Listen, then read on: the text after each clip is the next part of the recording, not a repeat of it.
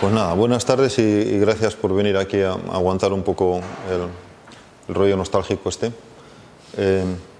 Cuando empezamos a preparar Es Libre este año, por casualidad mirando por ahí en presentaciones que tenía de hace tiempo, apareció una presentación que resulta que preparé yo para un congreso de hispalinos hace ya unos cuantos años.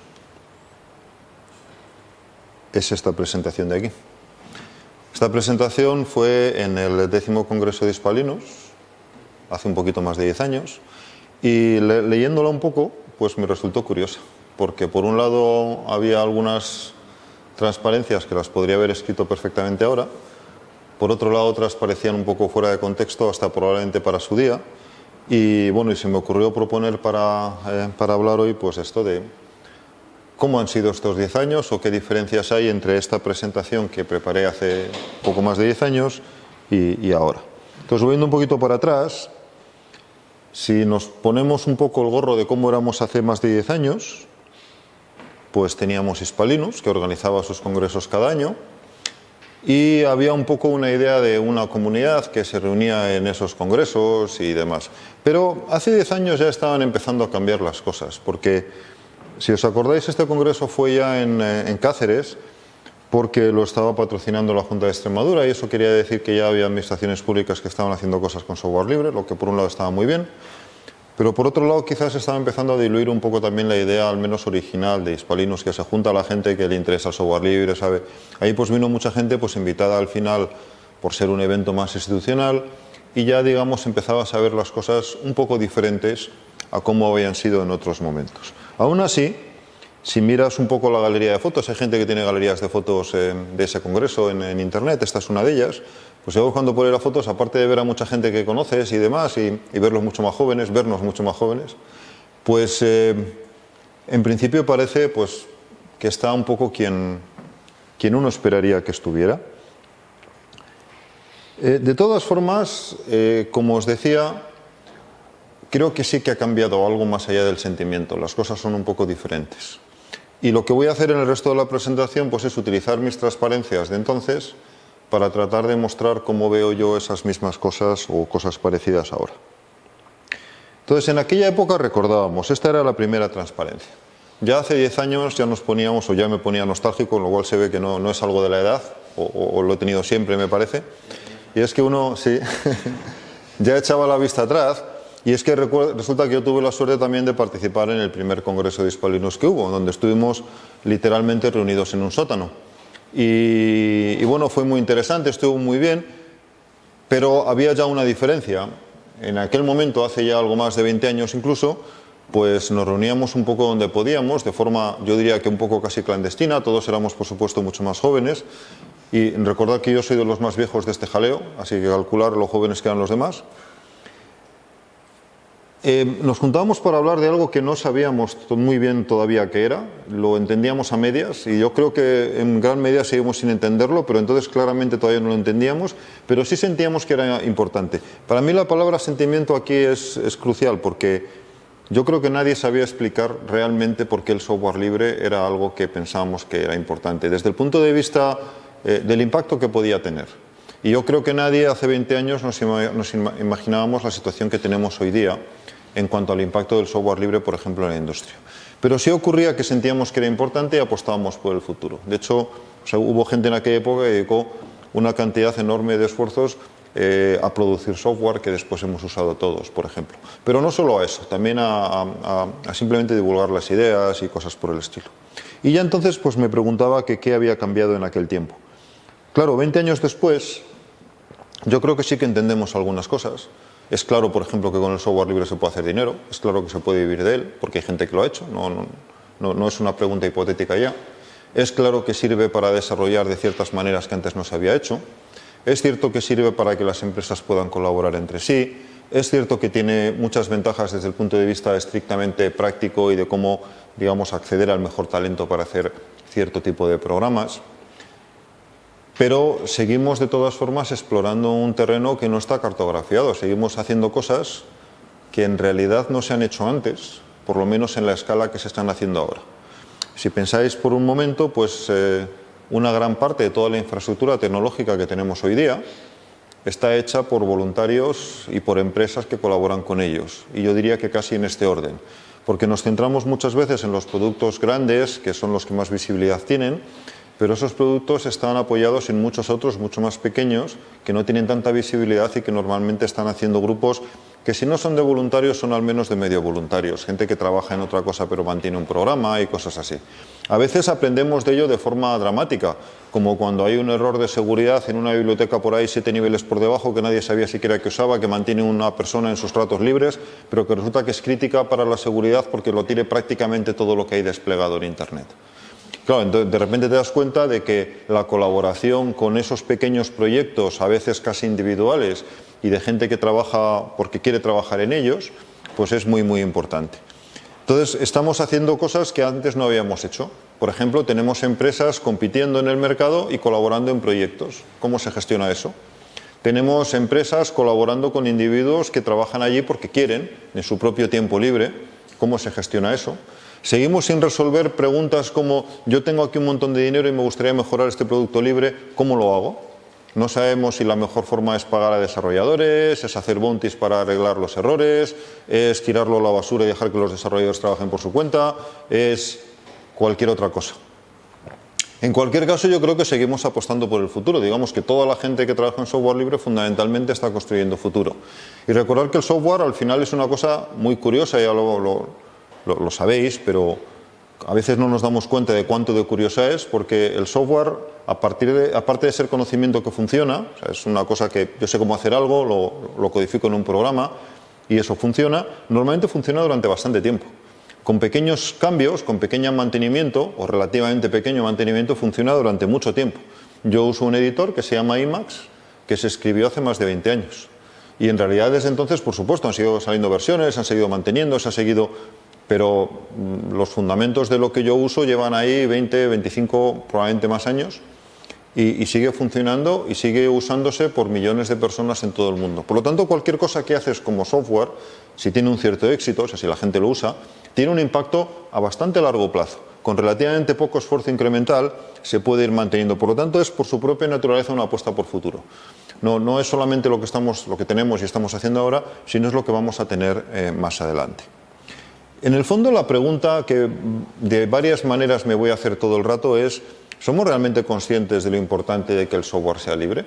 Porque gran parte de lo que ocurre ahora es que el software libre está por todas partes, pero es tan invisible, se ha convertido tan parte del paisaje, que muchas veces ya no estamos preocupados o no estamos reflexionando sobre si el hecho de que sea libre es fundamental o no lo es. Nos seguimos reuniendo. Esto es una foto de unos cuantos meetups en Madrid ayer. Simplemente vas al área de tecnología y buscas los meetups. Prácticamente todo lo que hay es software libre.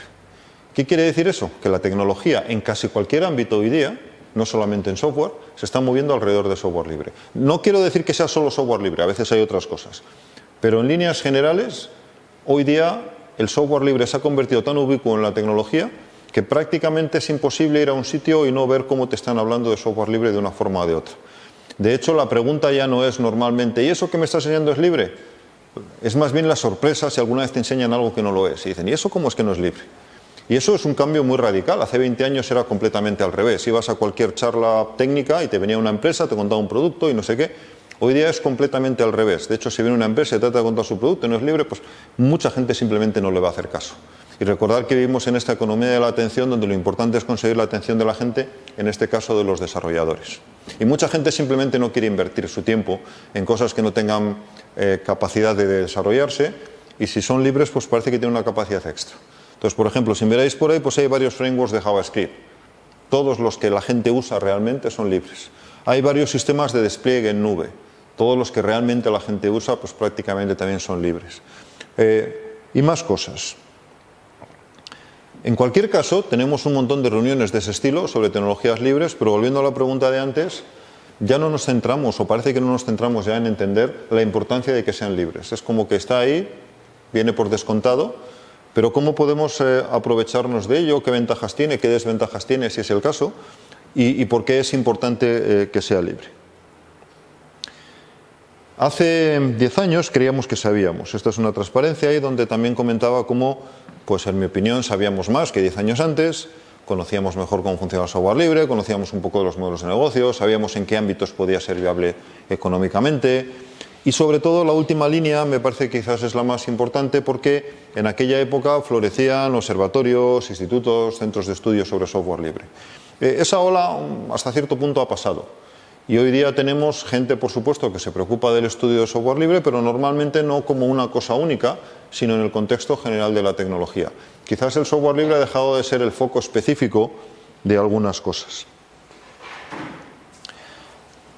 Yo creo que hemos seguido aprendiendo durante todo este tiempo, pero hemos aprendido de ciertas maneras y no de otras. Por ejemplo, claramente tenemos mucha más experiencia. Simplemente porque ha pasado tiempo, ha habido mucha gente probando cosas en el mundo del software libre y de repente hay muchas cosas que antes no sabíamos que se podían hacer y ahora sí.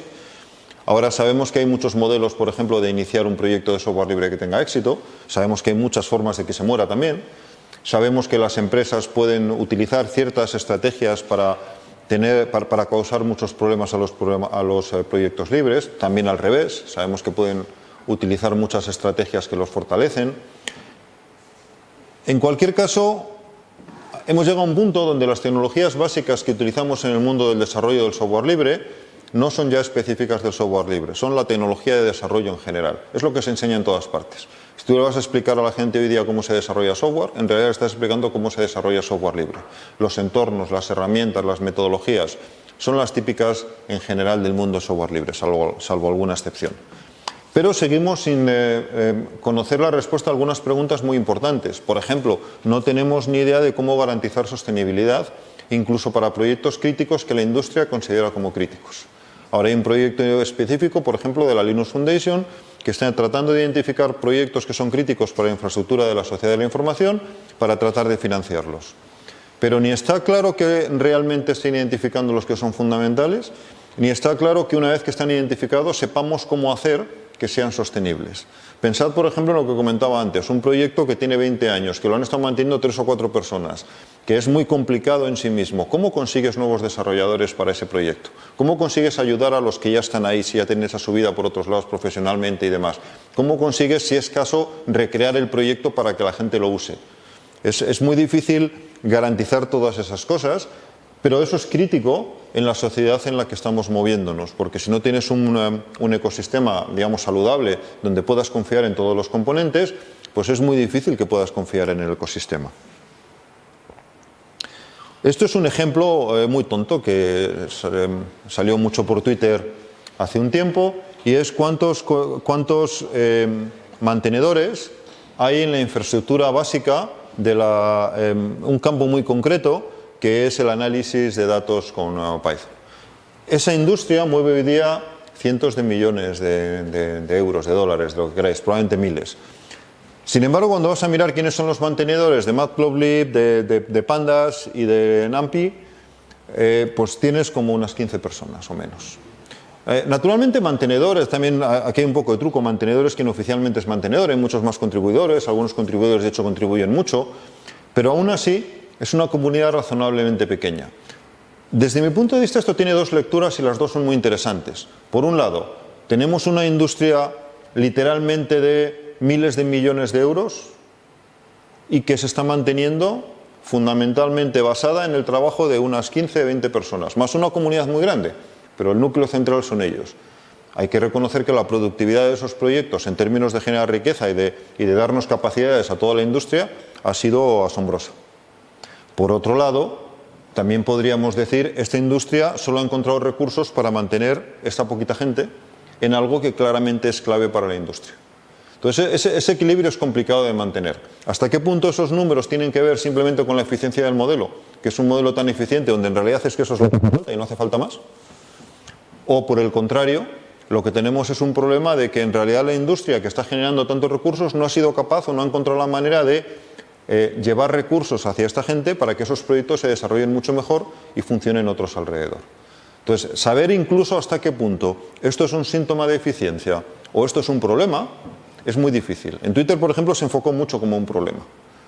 Pero desde otro punto de vista podríamos pensar, hombre, pues si realmente este ecosistema funciona tan bien con esto, Pues a lo mejor es que simplemente es un sistema muy eficiente, que sin duda se puede mejorar, pero que no deja de ser muy eficiente. Hace 10 años nos contábamos, y en la transparencia yo hablaba de cuánta gente había desarrollando, cuántos proyectos. Hace mucho tiempo que dejamos de contarnos simplemente porque somos muchos. Y solamente sabemos que somos muchos y, como decía antes, cuando hablamos de tecnologías podemos decir con tranquilidad que somos la parte importante de la tecnología, la que realmente se preocupa a la gente. Desde ese punto de vista, hoy el software libre resulta que está ya por todas partes. Yo creo que hace 10 años nos contábamos porque tratábamos un poco de mostrar, o yo con esa transparencia trataba de mostrar que el software libre era algo importante porque hay mucha gente, muchos recursos metidos en él. Hoy día simplemente se ha convertido en algo que está por todas partes, algo que no se ve. Prácticamente todo el mundo tiene software libre en su bolsillo porque sus móviles pues son un porcentaje muy alto software libre. Aunque a ellos les haya llegado de otra manera, pero es software libre. Sin embargo, no es algo en lo que nadie se preocupe o nadie reflexione sobre ello. Como decía antes, ha pasado que se ha convertido un poco en parte del paisaje y simplemente invisible. Esto es un esquema sobre los últimos años de software libre y habla un poco de cómo el software libre se está comiendo el mundo y te cuenta, hay varios hitos interesantes y no sé qué. La parte curiosa es que esto te lo coges del sitio web de IBM. IBM le está explicando al mundo cómo el software libre se está comiendo el mundo. Hace 10 años IBM ya estaba haciendo, digamos, propaganda, por llamarlo de alguna manera, marketing, a favor del software libre, pero el que hoy día, cuando vas a buscar información sobre cómo el software libre es básico para la industria, la información fundamental que encuentres es de la propia industria, marca hasta qué punto el software libre ha permeado todas las empresas y está reconocido como una de las cosas que necesitan para crecer. Ligado con eso, prácticamente todas las empresas, sobre todo las empresas grandes, pues han desarrollado una estrategia relacionada con el software libre y tienen oficinas, centros o algo así que maneja la relación de la empresa con el software libre. Ahí tenéis 3 casos de Microsoft, de Google y de Amazon. Los 3 tienen centros muy potentes, con mucha gente, que trata de alguna manera coordinar la política con respecto al software libre de la empresa. Claro, hace 10 años decir cosas como que Microsoft ya va a tener un centro para promocionar el software libre todavía sonaba raro. Google a lo mejor la gente se lo esperaba, Amazon todavía hace 10 años no era una empresa como es hoy considerada, pero son solamente 3 ejemplos. Elegid casi la empresa que queráis, si tiene un cierto tamaño y se dedica al software, y no digo que se dedique al software como primera actividad, digo que se dedique al software, lo más normal es que tenga algo parecido, más grande o más pequeño. Hoy día no hay ninguna empresa que pueda permitirse vivir en el mundo de la tecnología sin tener una política de coordinación con el mundo del software libre. Por un lado, porque todas son usuarios, todas están usando software libre intensamente, pero muchas de ellas también lo están produciendo.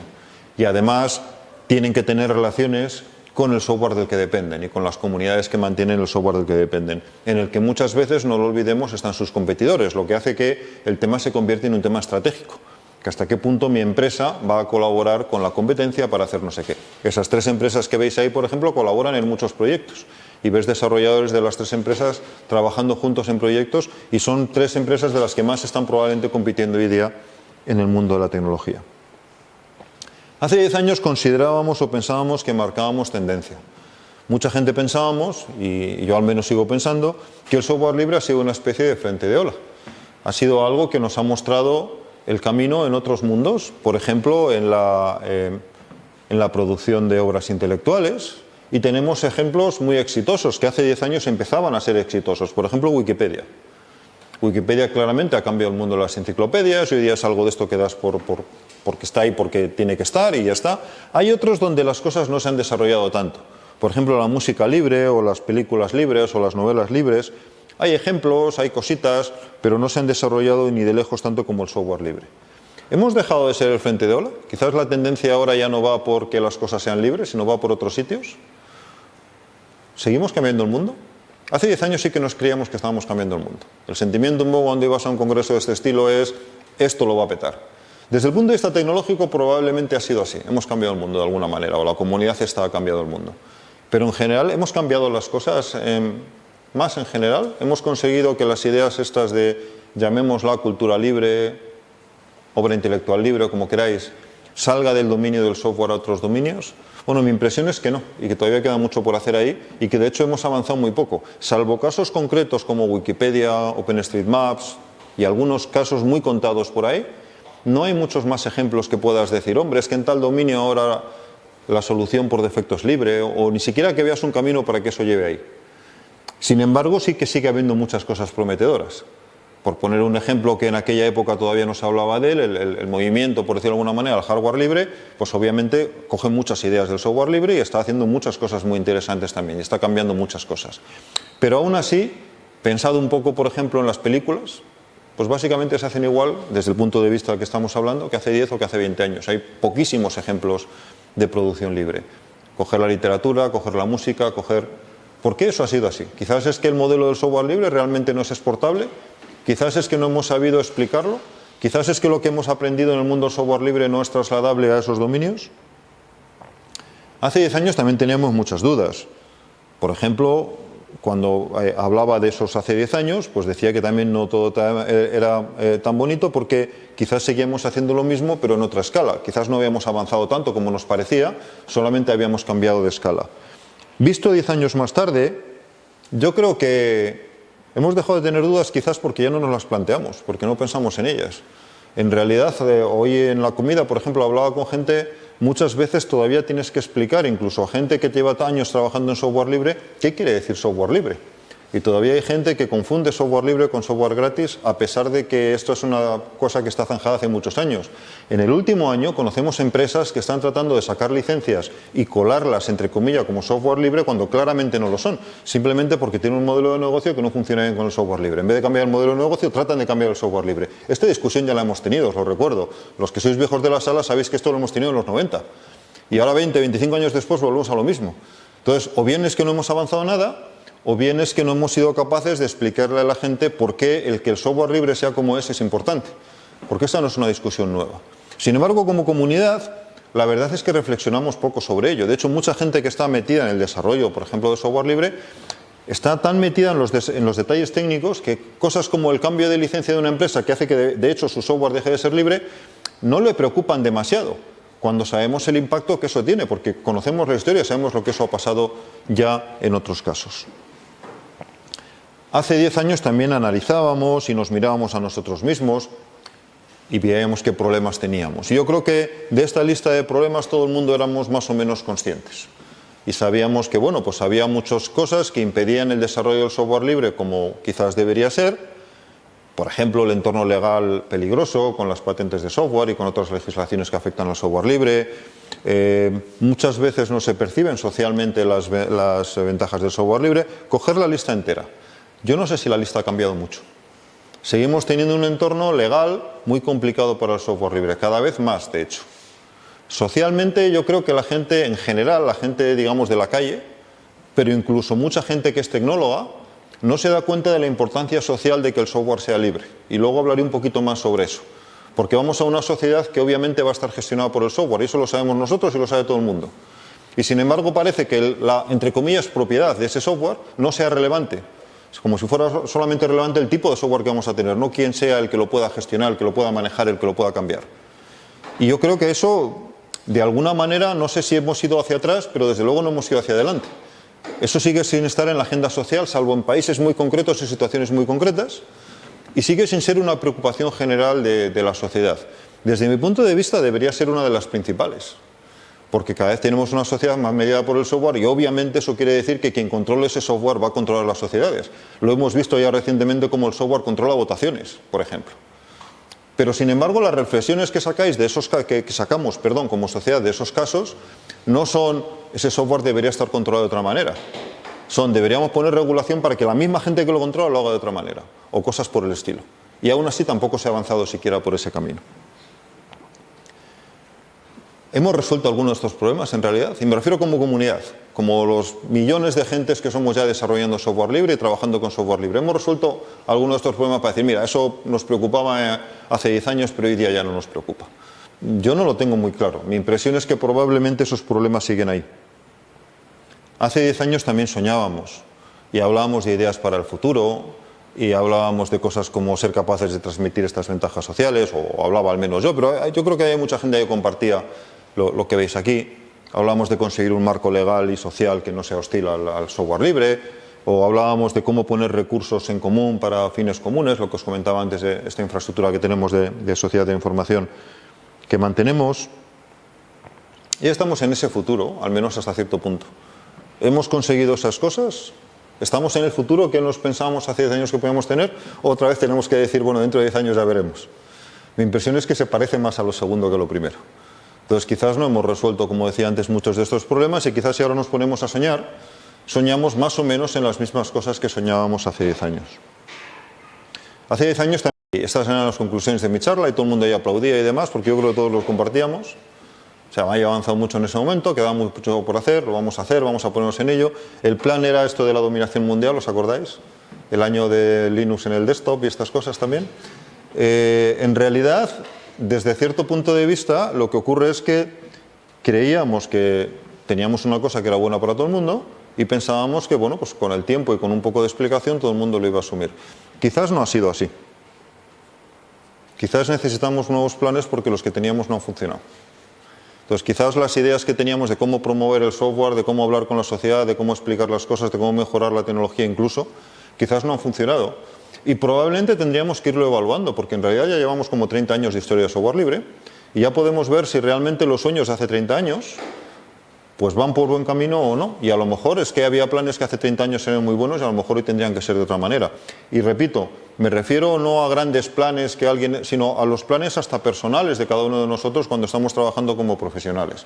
Por ejemplo, sabéis que últimamente por muchos motivos se está hablando mucho de la ética de los profesionales en tecnologías de la información y las comunicaciones, en TIC. A lo mejor parte de estas cosas deberían estar en nuestra ética. En nuestra ética, que quiere decir, por lo tanto, en nuestro trabajo diario y en nuestra forma diaria de ver las cosas. En cualquier caso, hay cosas que no han cambiado. Y eso también yo creo que es de agradecer. Por ejemplo, no ha cambiado qué es el software libre. La inmensa mayoría de la gente que trabaja en software libre sigue reconociendo que esto es software libre y no otra cosa. Y ya digo, hay gente que lo discute y tal como lo discutía hace 20 años, normalmente, pues por ejemplo, porque tiene modelos de negocio que no se adaptan bien a esto. Pero conocemos esto, sabemos sus ventajas y sabemos que además tiene que ser así, que si le quitas alguna de esas libertades las cosas no funcionan. Y lo sabemos porque tenemos experiencia donde eso ya ha ocurrido. Sabemos que el software tienes que poder usarlo como quieras y que no podemos poner límites y que no podemos decir sí pero no para esto, y sabemos que lo tenemos que dar permiso que la gente lo copie como le dé la gana y que lo pueda modificar, que pueda restituir las modificaciones, incluso si eso produce a veces software que parece peor, pero esto es lo que hace que el software libre funcione. Resumiendo ya, y con esto voy a ir terminando, yo creo que hace 30 años hubo gente que fue muy visionaria.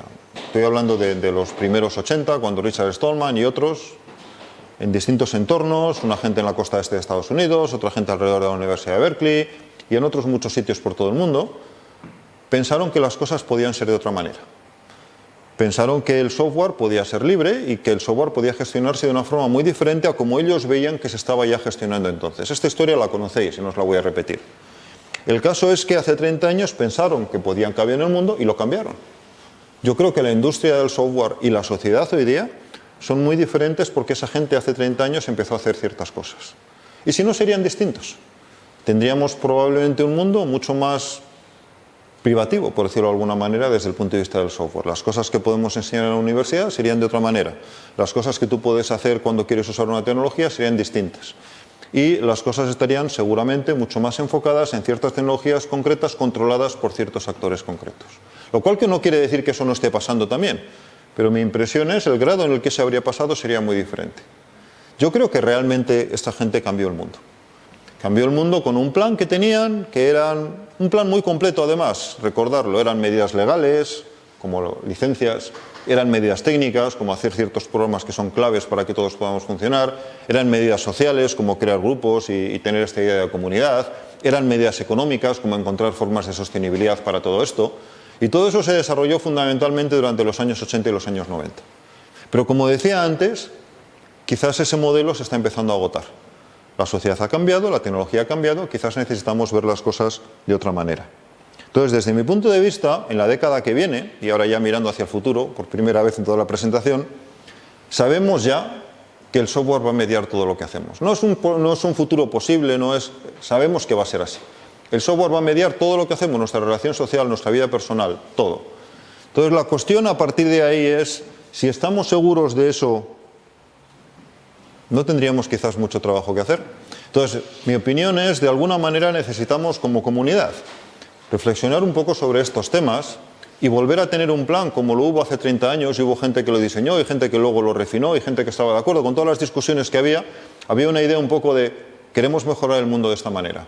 No es precisamente ahora incluso más importante que lo era hace 30 años, porque hace 30 años el software no dejaba de ser una cierta cosa importante, pero relativamente marginal para la sociedad. Hoy ya no lo es, y no lo va a dejar de ser probablemente nunca, o al menos en muchos años.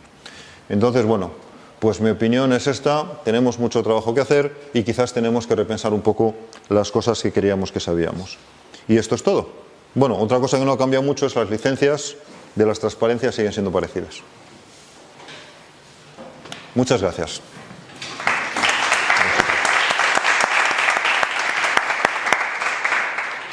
No sé si hay algún comentario para quitar algo más de tiempo a Dani o...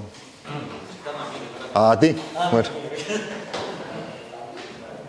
Bueno, pues... Una cosa que me ha llamado, o sea, en el track de esta mañana, que estaba también un poco en la presentación de ahora, cuando se habla de Cambridge Analytica y todo el problema que ha habido, y que parece, o sea, como las veces que ha salido a la palestra, siempre como, pero esto está pasando debido a los privativos, pero no desde el punto de vista de software, porque yo por ejemplo he pensado y digo, a lo mejor el software que ha extraído todos esos datos de Facebook tiene licencias libres, pero el que tenga licencias libres no le otorga mayor bondad o no para el hecho, que tiene que ver con la parte más ética, que yo creo es... No, en parte, cuando decía antes que quizá necesitamos otro plan, me refería a eso. Hace 30 años alguien modeló el concepto de software libre, por así decirlo, no como un fin en sí mismo, no tenemos que olvidar eso. El fin era mejorar la sociedad, ir a otra sociedad distinta de la que tenemos, conseguir cosas que no tenemos ahora. Y el software libre era el mecanismo para ello. Y lo diseñó y se buscaron modelos económicos, modelos legales. Quizás ahora tenemos que diseñar otra cosa. Y hay gente que está empezando a trabajar en ello. Hay fundaciones y gente que está empezando a reflexionar sobre cómo debería ser esta sociedad de la información a la que vamos y qué reglas, por así decirlo, debería cumplir. Las cuales la propiedad del software probablemente es una de ellas, pero hay otras. Por ejemplo, pues cuando tenemos cacharros que funcionan para nosotros, ¿es razonable que funcionen en la nube de una forma que no controlamos o es mejor que funcionen en nuestros propios dispositivos de una forma que además sí controlemos? Coger, por ejemplo, los altavoces inteligentes o los assistants o como los queramos llamar. Claro, eso, hoy día tenemos dos tecnologías que en principio podrían funcionar, pero parece que solo estamos probando con una de ellas, que es que cojan toda mi información, la lleven a la nube, se procese y tal, y me devuelva resultados útiles. Bueno, podrían buscarse otras formas donde la información yo la controlara, al menos decidiendo yo con mucho cuidado qué quiero pasar y qué no quiero pasar hacia afuera, y que aún así me diera resultados útiles. Requeriría otra infraestructura completamente diferente de la que tenemos hoy, me refiero a infraestructura general de información, pero sería factible. Ahora necesitaríamos medidas desde éticas, como tú comentabas, hasta legales, modelos de sostenibilidad económica y sobre todo ideas de cómo tendría que ser eso. Hay gente trabajando en eso, no es que no la haya. Y hay gente que está diseñando exactamente este tipo de cosas. Pero mi impresión es, no es algo general que tengamos en nuestra comunidad. Y yo creo que eso es, en la línea que tú dices, justamente lo que estamos es extender la idea de software libre y no olvidar que lo que queremos es una sociedad más libre y a partir de ahí, cómo conseguimos adaptar todas estas cosas para que eso sea así. Bueno, pues si os parece, lo dejamos aquí ya y así pasa ahora, creo que vienes tú, ¿no, Dani? Muchas gracias a todos por aguantar hasta el final. Para los que queráis os dejo un regalito por aquí por si alguien lo queréis probarlo. Ahora os lo reparto.